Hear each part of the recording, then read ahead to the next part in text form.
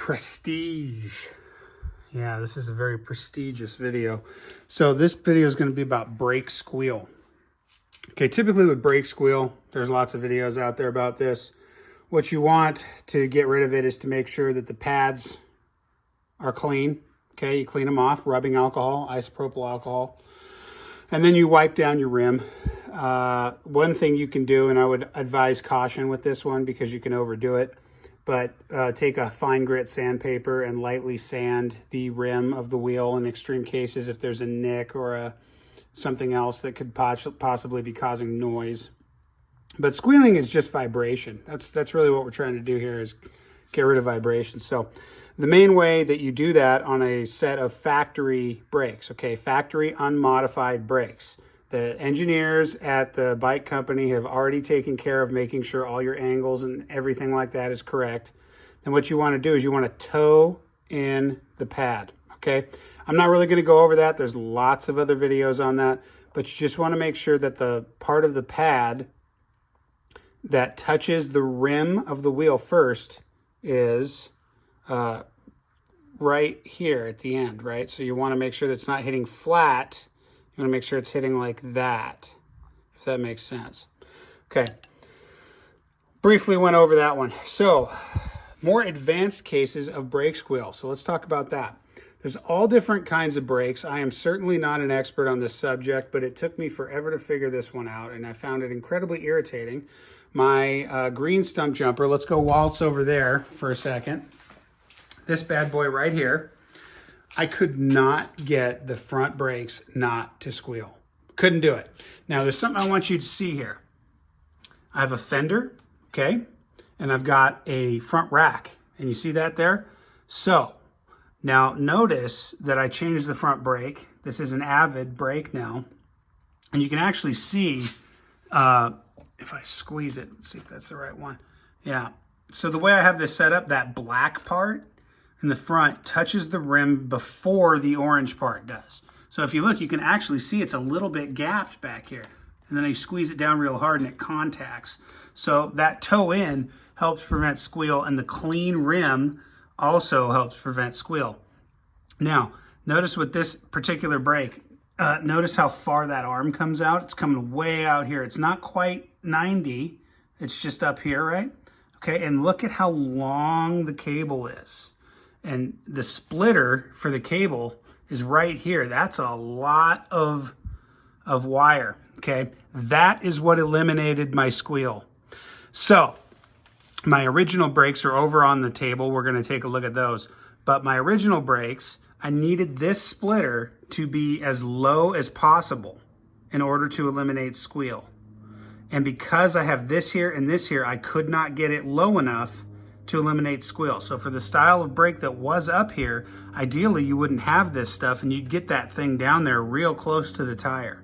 You know, an inch or a little bit more than an inch above the tire. And that would have taken care of the squeal problem. All right, now that you've seen that, let's go back to the bench and I'll tell you why. So, if you look at these two guys, this is the same brake that's on the front of my bike right now. These are adjustable. If you undo these two screws, you can change this angle to be more outward. So going back to my other bike, remember, this is the exact same brake. It's the exact same brake. Look at the angle difference when the pad touches the rim. So let's see if I get a better angle here. So you can see there's the pad. It's pretty close to touching the rim right now. Look at that angle. And then look at this one here. See that? Pretty drastic difference. So,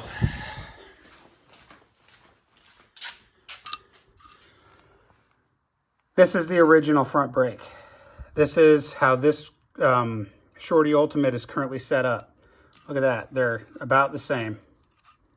If I set it on top of the other, I mean, they're essentially identical.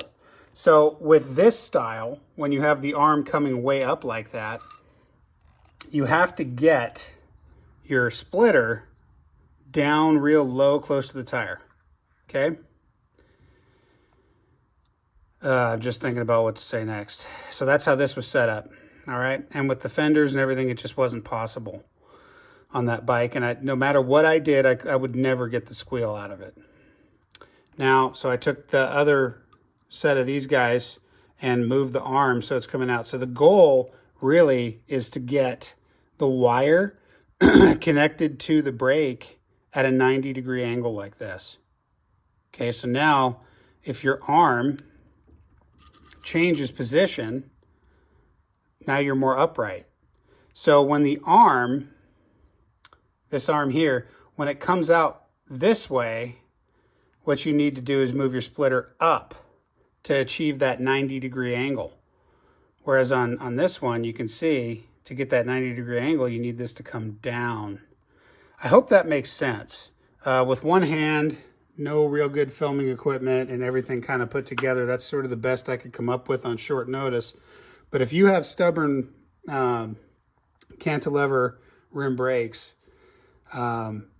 keep that in mind, that the angle that the wire comes out of the brake lever, or the brake caliper, we'll call it, needs to be as close to 90 degrees as you can get it in order to prevent squealing. So if you're in that situation, I hope you find this video. I hope it helps you. I was watching another gentleman specifically talking about brake squeal, and he was the first person I ever saw that brought that particular issue up. And so I thought I'd get the word out. So if you got those stubborn brakes that won't quit squealing, this is something to consider. Now, if you have a U-brake, I'll show you a U-brake real quick. I don't know what you would do with a U-brake because I haven't experienced it. This is a U-brake. So I'll kind of show you. And then from this angle, you can see. So it's got a U shape to it. If that thing started squealing, I'm not really sure what I'd do about it. All right, thanks for watching my long-winded diatribe.